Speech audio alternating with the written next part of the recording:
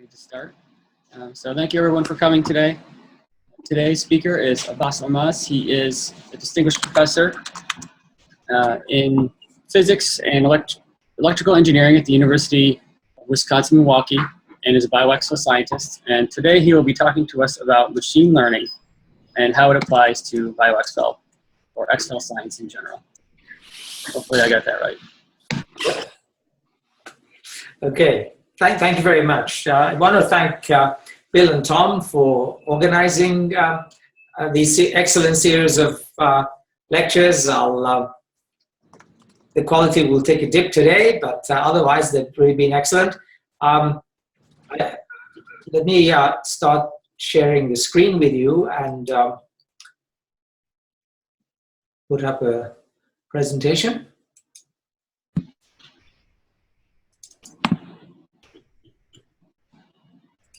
Oh, body channel. Okay, so can everyone see the presentation now? Yes. Yes. Good. Great, good. I'm going to be talking about machine learning routes to biophysics, and I'll try and motivate that a little bit as we go along. Machine learning, of course, is all the rage, so feel free to ask at some point what aspects of machine learning we use. The work I'm going to be describing today has been done in collaboration with a large number of excellent colleagues. And I have to say, other than being lucky, the best thing you can do for yourself is to have an outstanding set of colleagues, each of which is cleverer than you. And I'm in that happy position. You see some of the names listed here, specifically, of course, from UWM, but not only from UWM, large number of collaborators from BioXFEL, from CFEL, from Columbia University, from Northwestern, and from the Single Particle Initiative. Please take a moment to look at the names. These are people who've made substantial and substantive contributions to what I'm going to describe next, and I want to acknowledge that right up front. Now, we're usually a bunch of physicists or biologists. And in physics, chemistry, and biology, in a classic sense, the best experiments are the ones where the experimenters exercise the greatest level of control. The tighter the control, the bigger the set of accolades we apply to the results which have been obtained. Now, I'm going to take a little bit of a heretic view in the sense that I want to argue in a general sense that actually when you control a system, you limit the information which you extract from it. Now, there's a good reason for that. In general, if you want to take the data so that it hits you on the jaw in terms of a conclusion, then clearly you want to tightly control how the system behaved during the observation. On the other hand, if you want the system to tell you its own life story, then you want to take a different approach, which I would call a data-driven approach. This means that you essentially allow a system under observation to do whatever it wants to do with minimal guidance from you. So essentially, random observations, according to this maxim, give you the richest data sets. Now, I would argue this actually gives you much greater insight into the system you're interested in. But even if you didn't want to do this, in some cases it's not possible to exercise a great deal of control, because for a new set of tools, for example, like the XFEL, the level of control you can exercise is generally rather weak. You can't control the orientation of the objects you inject into the beam. You can't control the timing. Very accurately in pump-probe experiment, there's a great deal of noise. And so even if you wanted to control the experiment, even if you want to do a classic experiment with XFEL, many aspects of that are really not open to you. And so if you like to have a fix or feature it approach, then you feature that and you say, okay, I'm doing a data-driven experiment. Now, the corollary to a data-driven experiment, or a data-driven view of physics and biology and chemistry, is that you can't just look at the results and write down a number and that's the end of the experiment. You really have to use search algorithms to extract specific kinds of information from these random observations. So you let the system do what it wants to do, you don't control anything there, but then you are very selective with the kind of information you extract from the system, from the data later. Now, these data sets tend to be very large. Terabyte data are pretty common now in XFEL, and even petabytes are on the horizon within European XFEL coming online. And so when one's doing machine learning or extracting specific kinds of information through a search algorithm, one is trying to extract specific kinds of information at will. And by that I mean at will, not by imposing a set of preconceived notions, templates or priors, depending on what kind of algorithm you use, but really one which has no preconceived notions, doesn't improve any preconceived notions on the data, and allows the data to guide the extracting information. And the tools for that will really come from a class of algorithms which have been hot since the early 1990s, generally known on the rubric of machine learning. And machine learning is predicated on the idea that you get information from the intrinsic structure of the data plus the underlying physics of the process you're dealing with. And for those of you who've heard of dimensionality reduction, if you like, this is called meaningful dimensionality reduction. Now, one thing I should say is, of course, a big proponent of machine learning, a big users of machine learning are the Googles and the Facebooks of the world, right? And they want to know, if you like chocolate and you're a friend of mine, then what are the chances of their selling me chocolate? And if there's a 50% probability that they got the right answer, in my case, that I like chocolate, that's good enough for them because the advertisers are very happy with a 50% confidence level. This in science is totally useless. And so we are really not dealing with applying typical Google and Facebook machine learning tools, where you get a lot of information, very crude information, rather fast, but rather we want to get very precise information where the correlation coefficients with the God's truth, we like, run into 3 or 4 nines, 0.9999, because that's the level we expect from science. So that distinguishes the kinds of machine learning tools you can use in science from the kinds of machine learning tools you can use to sell chocolate. There's more money in chocolate, by the way.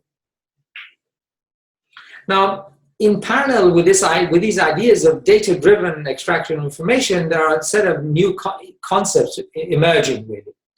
In biology, specifically, the focus is shifting very strongly from biostructure, where you would spend a lot of time growing a large crystal, determining some structure to high resolution, and then reporting that and depositing in the PDB, focus shifting from that biostructure to understanding function. We've always argued that the key to understanding function is structure. Actually, it turns out the key to understanding function is understanding changes in structure, because biological function very often involves changes in structure, sometimes very subtle and sometimes very pronounced. As background, we are now at a point where molecular movies over energy landscapes are available. And these are available from, and I'll describe more what I mean by that, what I mean by energy landscapes and molecular movies. But the idea here is, and this is now being put into practice, the idea is you take a lot of snapshots from an object, some machine, from different unknown viewing angles at different parts of its work cycle. Generally, signal to noise is very low.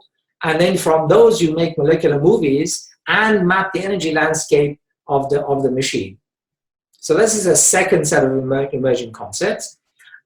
Now, in mapping the changes, the conformational changes of an object, of course, you don't necessarily need any timing information, as it will become clear in a moment. But in some cases, the actual timing, the time sequence is very important. For example, if you want to know not just whether a molecule goes over an energy barrier in performing a function, but you want to know how many times it makes an attempt before it's successful in going over the barrier. That's what I call dynamics. And dynamical information is now emerging and taking center stage as an important aspect of biology. And so one would like to see molecular machines during function. One likes to see fully induced reactions, non-cyclical processes such as enzymology, and even coupled electronic and structural relaxation. These are emerging ideas. Now, when you start doing dynamics, but in general, the quality of information you get is limited by noise, of course, we're familiar with that, but also by timing uncertainty. The point here is if you're trying to do a pump probe experiment in XFEL, then the timing information, you can't really synchronize the two pulses to better than at best of the order of 100 femtoseconds, sometimes even worse than that, under experimentally relevant conditions. And so you get a lot of dynamical information which is compromised by timing uncertainty, by pump probe jitter. But this is not something which is specific to LCLS. If you're interested in enzymology and you start some reaction in solution, then of course not all the molecules start the reaction at the same time because of mixing and non-uniformities. And so you have to deal with non-uniform reaction initiation. That's to say all the horses didn't leave the stable at the same time, but at different times, and you have to get rid of that. And so dealing with timing uncertainty is an important issue, and it's only recently become possible, and it's become clear that it's possible to get very accurate dynamical information from data recorded with extreme timing uncertainty. I'll try and say something about that. Now, if I had an hour and a half or 2 hours, and I don't, and you don't, then this is what I would cover in some detail. The first is I would talk about recovering 3D structure from snapshots of individual molecules of unknown orientation. This topic is very popular with mathematicians. Right? Any mathematician who works on machine learning and works on algorithms likes to cut his or her teeth on showing they can do that. This is a solved problem. It's solved multiple times. Examples of the viruses, ribosome, and so determining the orientation of a snapshot based on the information from a collection of snapshots as a whole is a done deal. I'm going to go over it very quickly.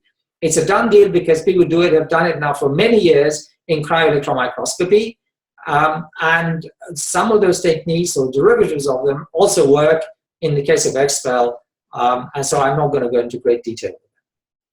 I think the interesting part is what I call nanomachine kinetics. That's to say, you take a bunch of snapshots from some machine, maybe a ribosome reading genetic code and tapping out a protein. It may be some enzymatic reaction. So you have some kind of a machine which is being viewed from unknown orientations. Each snapshot is from an unknown orientation and unknown state of the machine, right? And from that, you want to make molecular movies along the work cycle of the machine. And that's what I call nanomachine kinetics, and you want to understand the energy landscapes. This is an area I want to go into a little bit of detail to give you a flavor for what's emerging. And then finally about dynamics, that's to say where you really want timing information. In many instances, if you're just interested to know what the work cycle and conformational changes are along the work cycle, you can make a movie without any timing information at all. This is not usually appreciated. People think you absolutely need timing information to make a molecular movie. Not true. But in some cases where the sequence of events and the number of, not just the sequence of events, but the number of attempts is important, then of course you need timing information, and I'll talk a little bit about dynamics on that. And if I have time, I'll say a little bit about perspectives. Okay, now, of course, I need to give you a warning. I'm a theorist, although I work with my colleagues on real data. Now, there's a rule of nines, in theory. One is that 99% of any kind of algorithm you work out works with toy models, because the toy models are designed to work with your algorithm. This number drops to about 90% when you're dealing with simulation. So you take simulated data now, and then you find the number of theories which work, or algorithms work, goes to 90%. As soon as you add noise, it goes down to 9%, and only 0.9% really works with experimental data. Now, don't take these numbers too seriously. It has been our experience that in order to determine in order to come up with an algorithm which works, you start with experimental data and you work backwards to toy models to convince yourself the answers you're getting is sensible, rather than the other way around. Now, here's the kind of data one has to deal with. This happens to be a cryo-EM snapshot of a calcium channel. right? Calcium channel in heart muscle, for example, is responsible for keeping us alive. And this is a snapshot of a single calcium channel.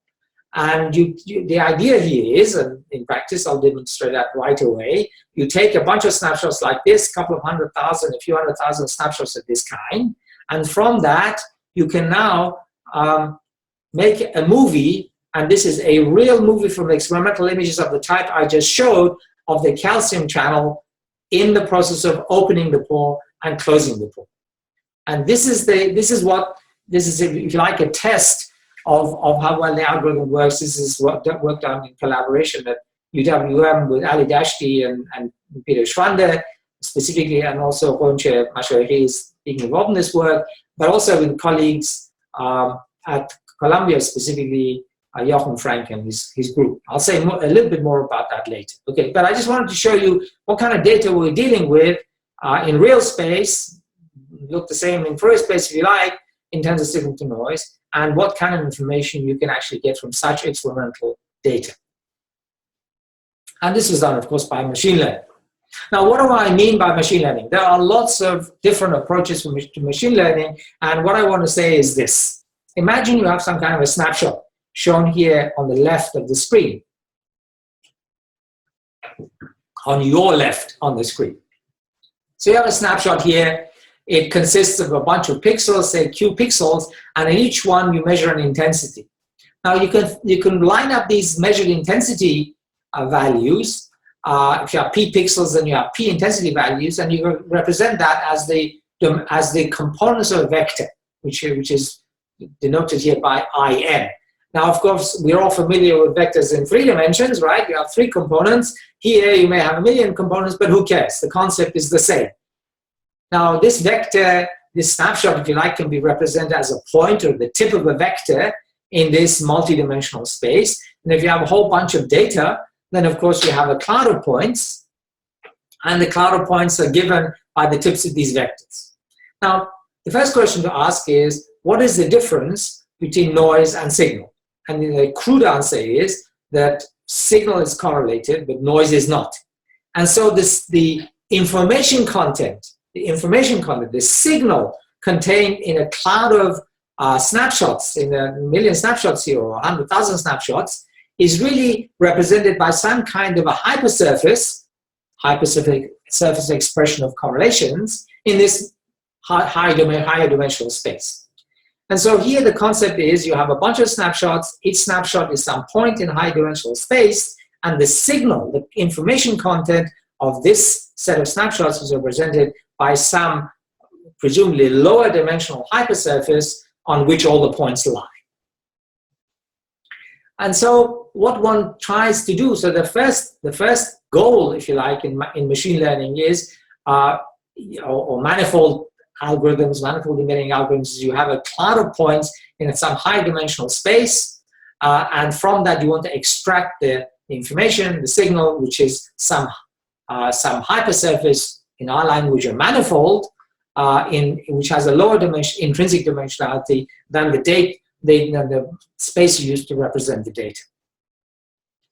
Now, why does this approach of determining a hypersurface, a manifold, why does it work? Why does it give you, from those lousy original snapshots I showed a few minutes ago, why does it give you such beautiful molecular movies, right? Why is it better?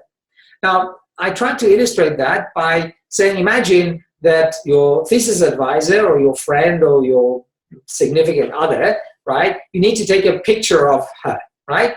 And you've just told her a joke to amuse her. She's sitting in a darkened room because she has a cold and the light hurts her eyes, and you take a whole bunch of random snapshots, right? And what you really want is a picture of her not sneezing, smiling a little, right, from the front. And all you have is a bunch of random snapshots from random angles, some sneezing and sniveling, some smiling, some laughing, okay? That's the problem. Now, the standard method in physics and chemistry and biology is, of course, you sort these snapshots into classes. Some which are full frontal, not sneezing, some which are full frontal, sneezing a little, some from the side, blowing your nose, etc. Now, so you've got your 1,000,000 snapshots and you classify them, right? and then you average the class, the members of each class. Now, if you want a full frontal, not sneezing, smiling a little, maybe there are only 10 snapshots, although you took 1 million snapshots. And so the best you can do is the average over 10 snapshots. This is a really lousy way of running a railroad because you've thrown a lot of information away. The point here is to understand that if you want to reconstruct a picture of somebody's head from the front, then the picture from the back of the head has relevant information, namely where the ears are. And so from each angle, you can still extract some information which is relevant to the view you're interested in. And these manifold techniques, these machine learning techniques, but these manifold techniques exploit this mutual information. So they extract information content from the whole data set, from the whole cloud of points, to reconstruct the information at each and every point. That's why these things work better. Okay, now, of course, what we have is a cloud of points in some high-dimensional space, right? I mean, 10 to 24 by 1024, you end up, with a million dimensions. We have a cloud of points in this high-dimensional space. We want to find the manifold. We want to find this hypersurface, and manifold embedding is just a recipe. It's an algorithm for finding the manifold. Actually, more accurately, we don't find the manifold than it does in the sense that suddenly we bump over, stumble over it. But really what we are doing is we are measuring, we're describing the manifold in terms of some properties, some of its properties. And better still, it's in an abstract language, it responds to some operator. Now, people really sort of phase out when I say this. We're all familiar with this, right? Everyone who's done any physics or chemistry knows that we describe a hydrogen atom in terms of the response to the Hamiltonian operator, right? And so the response of the Hamiltonian operator are a set of eigenfunctions, and we describe any state of the hydrogen atom in terms of one or more, a combination of these eigenstates. Now, these eigenstates are response of the system to the Hamiltonian operator. And it's just an operator, right? And so when I say I describe a manifold, I describe it in terms of the eigenfunctions of some operator, right? We do this all the time. It's just that with Hamiltonian, we brought up with it, and with graph theory, it's sort of people a little bit less familiar with that. Now, for those of you interested in PCAs, I'll say more about that. This is a kind of a nonlinear PCA, kernel PCA, if you like. Now, as soon as I mention PCA, people are a little less worried because PCA is something, principal components analysis, something people are more familiar with, perhaps. And they say, oh, what's wrong with that? Why can't I just use that? I know that, I'm comfortable with it. Why can't I just use that? But let me describe that in terms of an example. Now, PCA is really predicated on the data lying on some kind of a linear hypersurface, right? Another way of putting it is you really think of the data as forming an ellipsoid. And then PCA describes this ellipsoid in terms of the different principal axes of the ellipsoid. Roughly speaking, that's what PCA does, right? Now, what's wrong with this? Why can't I just use that? Well, the answer is, imagine that your data actually doesn't lie inside an ellipsoid, but forms a Swiss roll as indicated by this data cloud. Now, PCA would just give you this red vector as a first description, and then that vector at right angles to it as the second description, and the third description, and so on, right? And of course, you can see this is a lousy description of a set of data which form a Swiss roll in this higher dimensional space. Now, when you use manifolds, these manifold embedding techniques, then you extract the intrinsic nonlinear structure of the data. That's really what you're doing. And this is inaccessible to PCA, or difficult to access by PCA, and very easy by manifold embedding. Okay, so let's take a very simple case. The simple case is I have a set of identical molecules, but I take snapshots from unknown orientations, right? This is what we do, what you do in BioXFEL all the time. You split in a crystal or a single virus, unknown orientation, take a snapshot, right? Of course, there's some kind of a space, right, of orientations, which you can represent, if you like, as a sphere. So a point on the sphere represents a particular orientation. And really, when you do a scattering experiment, what you actually do is you go from this sphere of orientations, latent space of orientations, and you go to this high dimensional space and you measure the pixel intensities, then you get some kind of a weird topological sphere, but it's a highly distorted sphere, right? So topologically it's still a sphere, there are no tears in it, but it might look like a bunny rabbit on its ears as it does here. The difficulty here is, of course, you may be able to go to this point here and take it and reconstruct a snapshot, but you don't know how this point relates to a particular point in this latent space of orientations, right? And so going this way is easy, if you like, going back is harder. And the point is that the other difficulty to appreciate is that as you go from this point on the sphere to the neighboring point, you have a nice uniform grid. Here, as you go on the rump of this bunny, of course, you have a highly distorted grid. And so you don't know how many steps you have to take to make sure so that you're changing the orientation of the object in a uniform grid. This is like saying, I don't actually know how to navigate on this manifold, on this bunny rabbit surface. And more technically speaking, mathematically speaking, you say, I don't know the metric of this guy on the bunny rabbit. I don't know how to relate this metric to the metric I'm interested in, right? Now, I'm not going to go through how this works. This is all published in various levels of difficulty. You can have the full mathematics if you like. You can have a watered down set of mathematics. At the end of the day, the way you get around that is actually you inject some physical information. For example, about general laws of scattering, right? What are the general laws? What are the general symmetry properties of scattering? And it turns out that's enough to allow you to get the orientation out. And you can do that. I don't want to go through metrics and so on. And sure enough, you can reconstruct the structure. So let me show you as an example of this. So you're convinced this is a solved problem, right? We took a bunch of simulated snapshots of this chaperone molecule, right? These are simulated noise-free. These are experimental snapshots of the same molecule, dose 20 electrons per angstrom squared. And these snapshots pre-processed artificially to reduce the signal to noise by another factor of 12, right? And you can take snapshots like that and recover the structure of the molecule. And you can see the difference between the noise-free simulated case and the experimental and the doctored experimental for lower signal to noise is really very slight. And so one is now in a position to reconstruct the structure of signal molecules as at about an order of magnitude lower than the dose.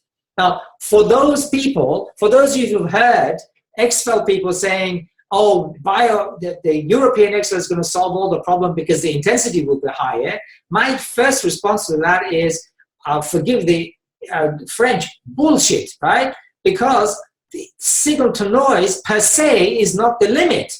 And you can increase the incident intensity as much as you like. All the artifacts which are preventing us from determining the structure of single biological molecules by XFEL techniques, all those artifacts go up and down with the signal as well. And so that buys you nothing. The issue, what is confronting us at the moment, is not the signal to noise ratio. Let me move on, because I'm getting into, I want to make sure we cover new ground here.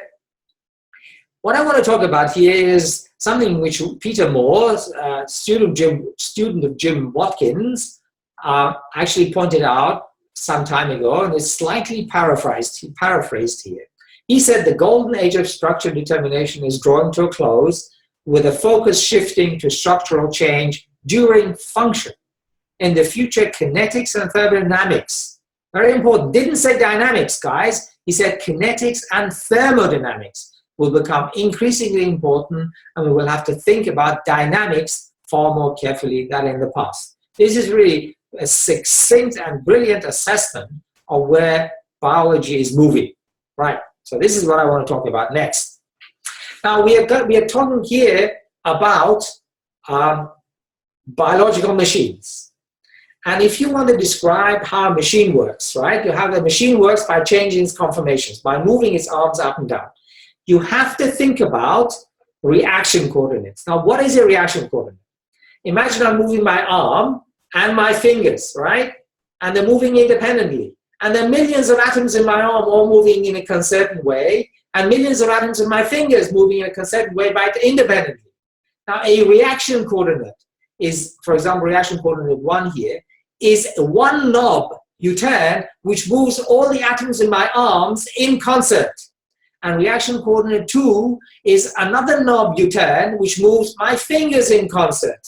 And so if my arm and my fingers are moving both together, then basically I'm moving along, taking some path over some landscape. Now, the third dimension here is the energy, right? Because the energy of my arm being here, my fist being clenched is different from the energy of my arm being here, my fist being open. And so the third coordinate is energy. And if I want to describe the way a machine works, then I have to determine the reaction coordinates. How many there are, I don't know, and nobody knows. You have to determine that on a case-by-case basis. You have to determine the reaction coordinates, which have to be orthogonal, otherwise it's not a good description.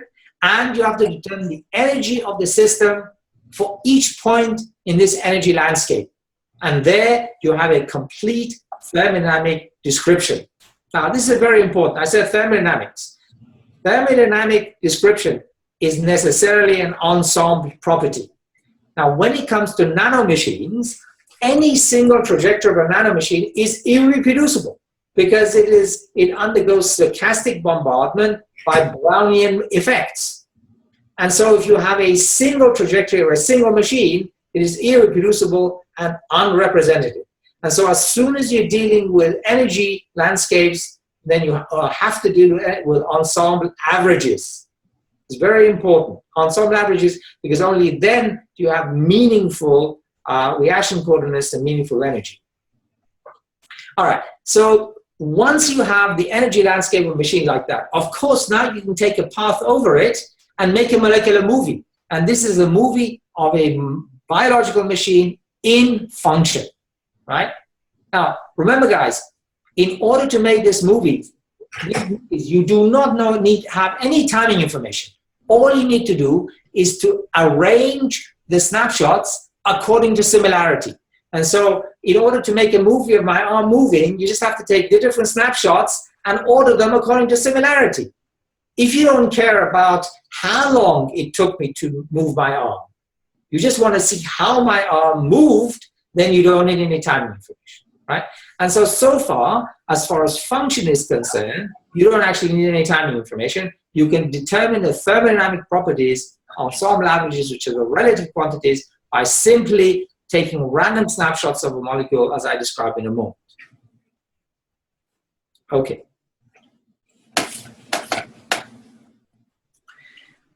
So let me summarize this, because I think conceptually it's an important point. In molecular machines undergo complex conformational changes, and the reaction coordinate characterizes a set of concerted changes, right?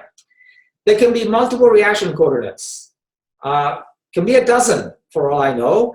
In order for this description, in order for these reaction coordinates to be useful, there must be at least mutually orthogonal. If they were independent, it would be even better. But they at least have to be orthogonal. And the reaction coordinates control the conformational state and the energy changes associated with going from one conformation to the other. Now, changes in the structure necessarily involve changes in energy, otherwise there would be no definite structure. And function is equivalent to traversing a path on the energy landscape. And the dimensionality of the landscape is a number of reaction coordinates. And all of this information you have to get from the data, right? This is what data-driven approaches mean, and this is why data-driven approaches are necessary, because you don't know ahead of time how many reaction coordinates are involved. Now, in order to whet your appetite, here is a movie. These are the raw snapshots on your right. Cryo-EM snapshots of a ribosome, basically doing its own thing, not being driven to do anything. And on the left, you see a molecular movie in 2 dimensions, in one projection, essentially. You're looking at the ribosome projected structure of the ribosome along a certain direction, and you can already see molecular movies. These molecular movies came from random snapshots, a few 100,000 random snapshots of the ribosome. Now, I don't really have time to go into great detail. I'm already in time trouble about how this is done. I can describe it to you if you like at some point, or you can read our papers. So let me thumb through the what it would have taken me to describe it if I'd had time, and had we got time enough, had we got world enough in time, as Andrew Mulville said, and we don't, right? So we're going to go through it. Okay, so here is the energy landscape of the yeast ribosome. We compiled this energy landscape. Ali Dashti was the lead person in this project with Peter Schwander, and of course in collaboration with our colleagues Jochen Frank et al. Now here, the two reaction coordinates have been determined, right? And they're determined by the technique, by the manifold techniques I described. If you like, these are the eigenfunctions of the Laplace of the operator we use, right? The orthogonal. And here's the energy landscape. Blue means low energy, and red means high energy. And you can actually determine the energy landscape. Now, you can ask, well, how did you determine the energy landscape? Well, the answer to that is actually very simple. You're looking at a system in equilibrium. And so the number, the probability, or if you like, the number of molecules at a certain energy is proportional to its energy, is determined by the energy through the Boltzmann constant, exponential minus E over KT. Remember that? And so the higher the energy of a state, then the fewer times you'll see the molecular machine in that state. And so if you've taken random snapshots of the ribosome, and you go along, determine the conformational bins, you go to each conformational bin, you say, well, how many snapshots do I have there? And that number is related to the energy through the Boltzmann factor, e to the minus E over KT. And this is why it's important not to monkey with the system.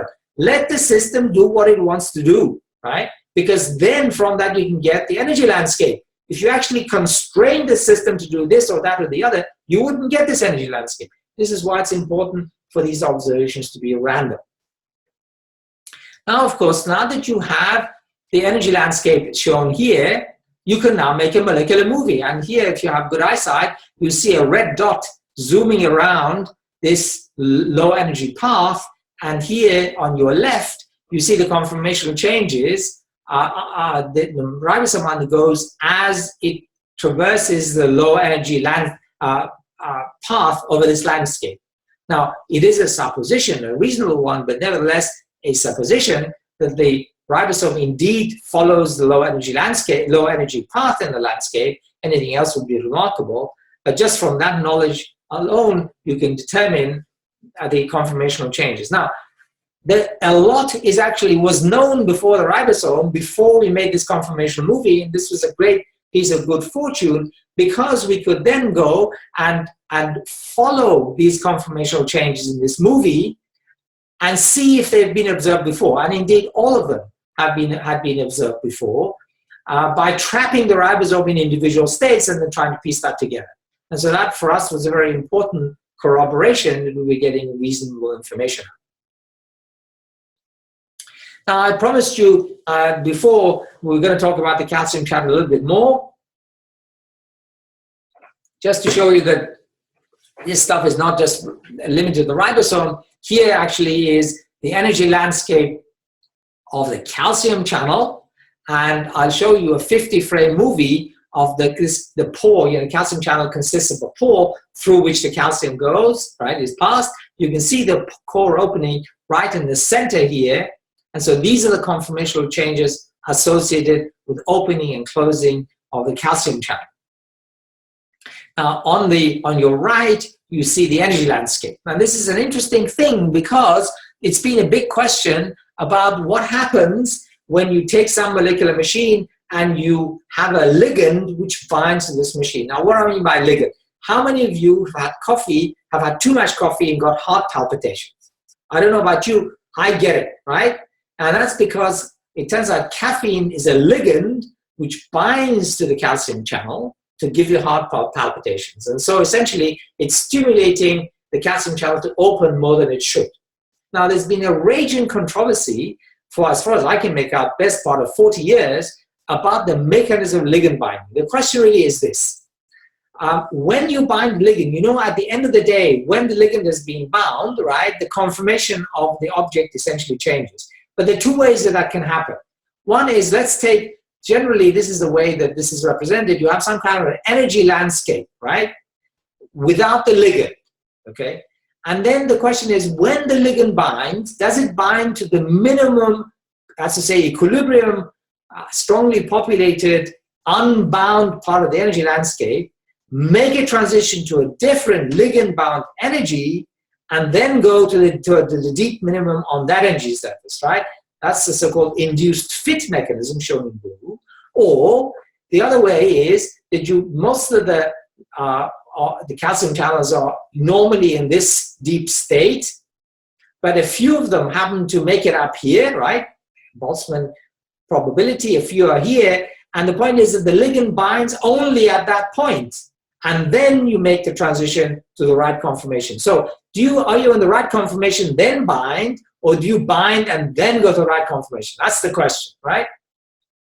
And we are optimistic that we can sort that out because we have the energy landscape. And of course, if you look at it carefully, you can see the different paths in which you have the unbound, this is the unbound energy landscape, if you like. This is the bound part of the energy landscape. And we are now piecing this together to see what exactly happens experimentally in systems after and during and after ligand binding.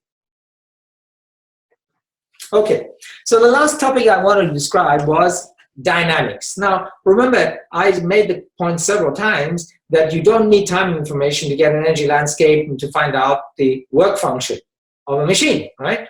Nevertheless, it is important sometimes the time it takes and the exact sequence of events is important. Now, what do I mean by that?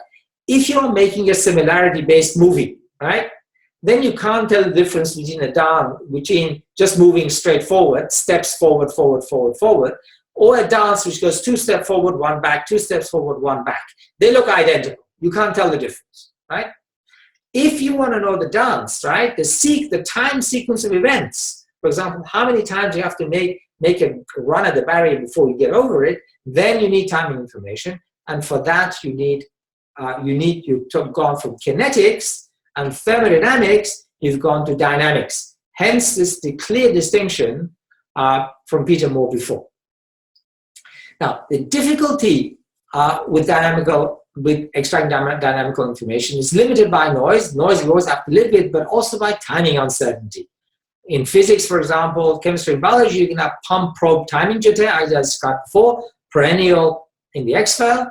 You can have non-uniform reaction initiation, perennial in chemistry and biology, or you can have incomplete information. We don't know. We're trying to predict the climate in 100 years' time, and we haven't got all the parameters of the climate now, right? You have incomplete information that also gives you uncertainty. And so really one of the key challenges is being to get accurate dynamical information despite noise and extreme timing uncertainty. And my colleague Russell Fung and I, and with colleagues from CFEL, managed to show a couple months ago that actually you can get femtosecond, single femtosecond information even when the data are recorded with 300 femtosecond timing uncertainty. I don't want to go into great detail about that. This is a pump probe experiment where you take a gas of nitrogen molecules, right? And then you zap it with light, okay? And that aligns the molecules or not. And then you come with an X-ray pulse and you snip the bonds so the molecule falls apart, right? And basically what you get is a time of flight spectrum, right? Which is, the time of flight is a measure of the energy and momentum of the molecule that was falling apart, okay? Now, the data were obtained at LCLS with a measured timing uncertainty of 280 femtoseconds full width half maximum. In fact, this experiment was done to determine the timing jitter. Now, what did the data look like? the data look as you see here.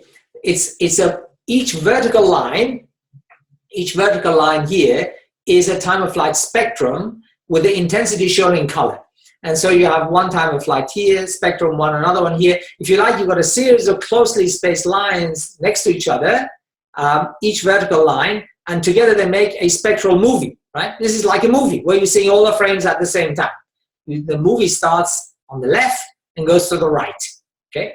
Now, just to show you, if you blow this up, right? And so this is blown up, instead of taking this span is about 5 picoseconds in the top movie. In the lower movie, this is about 50 femtoseconds, right? And so you can see, now you're beginning to see the unusual time of flight spectra, and you still can't make sense exactly what's going on, right?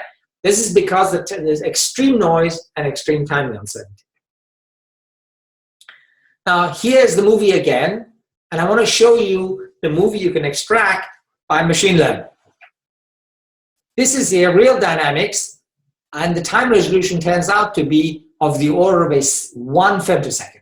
And in fact, it seems to be so accurate. This is a pump probe experiment, right? So you have an optical pulse coming, and then you have later an X-ray pulse. The optical pulse was about 40 to 50 femtoseconds long, and it turns out in this region, in this central region here, we're actually, if you like, profiling the optical pulse, right? That's what the time resolution is like. And I don't want to go into great detail, but this movie essentially reproduces all the different processes you expect and people that observed in different experiments from a Coulomb explosion of nitrogen molecules.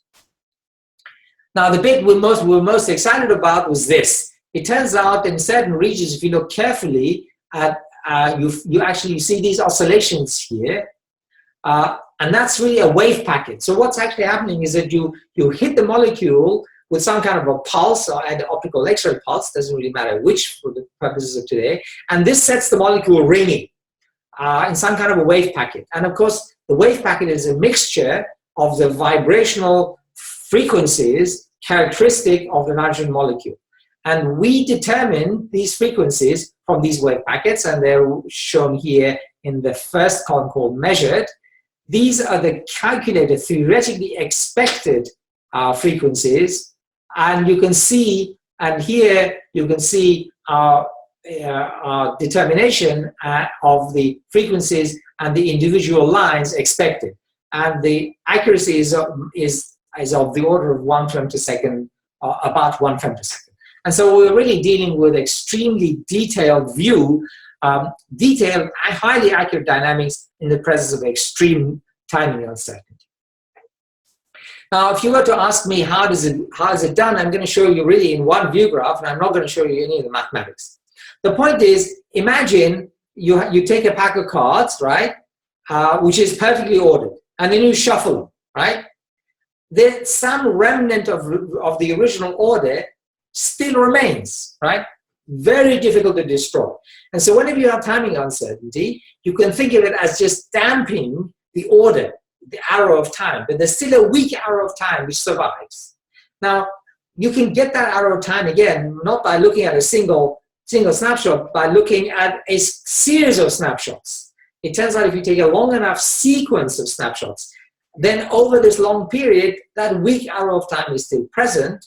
And as soon as you see that you still have a weak arrow of time, a weak signal to extract, then you can use all the tools, the big guns, to extract a weak signal from noise, right? And of course, we can use, one of them is singular value decomposition, form of PCA, if you like. It turns out that's a linear algebraic technique, very good at taking small signals out of noise, but it doesn't really work well on curved surfaces, curved hyperplanes, right? Remember, manifolds, but that's no problem because we can use a nonlinear version of SVD, essentially do SVD on a manifold to get the timing signal out. And that's what we've done, and that's what I'm not going to cover, but I'd be happy to describe it to you in private or send you the paper to have a look at. Now, at the end of the day, the question the referee asked is, how do you know this works, right? How do you know your technique really works? Okay, you get all these vibrational frequencies, but he still wasn't convinced. And so he said, do the following, right? You've extracted some molecular movie, Okay, all right. Take that, shuffle the timing to have a 300 femtosecond timing uncertainty again. So you got your perfect extracted signal, 1 femtosecond timing resolution. Shuffle it to introduce 300 femtoseconds of time worth of timing jitter. Put some noise back in again, and then put it through your algorithm to see if you get what you put in. Right? It's sort of a devilish clever approach of suggestion, if you like. And we thought devilish hard. And indeed, we went and did this. This is the results from Russell. And you see 2 movies here. I want to ask you to tell me which one is the original movie and which one was the one we deduced after reintroducing timing jitter and noise. And if you can't tell, that's because the changes are tiny, right? As I recall, the difference, the RMS error between the input and the output, right, was about 0.2%. And so this was, if you like, a proof that you can take a signal, put in noise, put in an enormous amount of jitter, and get extremely accurate information out of it. All right, so let me summarize, just in case there's some questions. Molecular movies with near atomic resolution are really emerging rapidly. They're not, now you've seen lots of movies, right?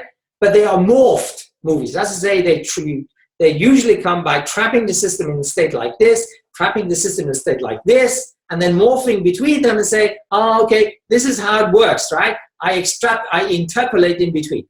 The movies which are emerging are not morphed. They are not morphed.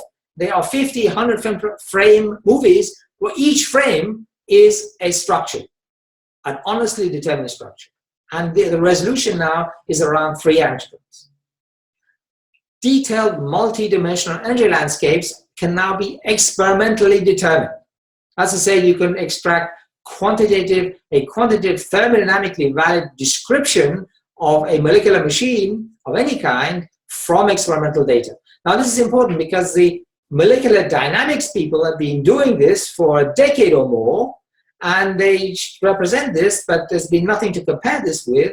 And now finally, we can decide, we can determine whether how accurate molecular dynamics are, but more importantly, we can give, and this is the more important one, we can give a thermodynamically complete and mathematically rigorous description of conformational changes in terms of honest-to-God orthogonal reaction coordinates, which have not been imposed, but have been extracted from the properties of the machine itself. Now, you may ask, well, what hope is there for BioXFEL, right? If cryo-EM is already giving us 3 angstrom resolution movies of a calcium channel, should we just give up on BioXFEL, particularly single particles? Well, it turns out the answer is no. Remember, I told you the highest energy, if you go to any energy level, energy position in energy landscape, then the number of snapshots decreases exponentially with that energy. So the highest level you can go to is the energy you can map is the one for which only 1 snapshot has been observed in the data set. Now, the bigger the data set, the higher energy that energy will be. And it turns out, at the moment, cryo-EM can get you about 6 times KT, 6 times the thermal energy at room temperature. But with the European XFEL coming up, that can get you to 18 KT. And 18 KT is such a high energy that you're going to see gross conformational changes in many biological machines. And in fact, look at the conformation of transition states which separate different energy minima. This has never been done before. So it's a very exciting possibility for BioXFEL. Now, XFEL also gives you access to dynamics. My friend and colleague Marius Schmidt and Fromme and so on have been doing beautiful work on dynamics, including now increasingly non-cyclic processes. And now it appears that it may be possible to do this with exquisite time resolution in spite of very large timing uncertainty and even noise. We've not done that, but that's obviously an exciting possibility. Of course, you can have simultaneous access to spectroscopy. You can look at dynamics as a function of something else. If you look at dynamics, that's to say changes as a function of energy, suddenly you have a spectrum, right? So there are new ways of doing spectroscopy. The bottom line really is this. Function is lies at the nexus of physics, biology, and chemistry. That's to say, that's where increasing the electronic and structural changes are coupled and work hand in hand in a concerted way. It's very exciting to have the possibility of looking at these kinds of reactions, and I think BioXFEL is poised to do that. So I'm going to stop at this stage and just acknowledge people who've given us money to do this kind of crazy work. Thank you very much.